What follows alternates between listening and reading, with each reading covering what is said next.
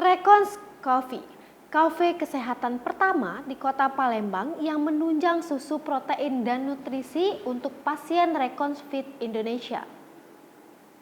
Recons Coffee hadir di kota Palembang untuk memanjakan pasien-pasien dari Recons Fit Indonesia, menikmati minuman serta menjadi tempat tunggu yang nyaman. Recons Coffee yang terletak di Jalan Balayuda nomor 970, Kelurahan Aryo Kemuning, Kecamatan Kemuning, Palembang, Sumatera Selatan. Dr. Ismail Bastomi, Direktur Recons Fit Indonesia mengatakan, Recons Coffee adalah sebuah tempat minuman tetapi berbeda dengan kafe-kafe yang ada. Recons Coffee merupakan suatu tempat yang menjadi penunjang nutrisi serta menyediakan susu protein bagi pasien. Selain itu, kafe ini mengusung jargon medicine for your fatigue.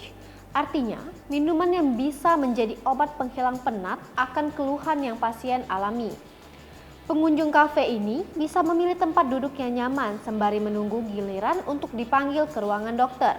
Seperti diketahui, Recons Fit Indonesia fokus penanganan spesialisasi intervensi nyeri, olahraga, rehabilitasi, gym, atlet performance, fisioterapi, dan nutrisi. Hai pemirsa Selipopo TV, jangan lupa komen, like, dan subscribe, serta tonton terus berita-berita terupdate lainnya ya.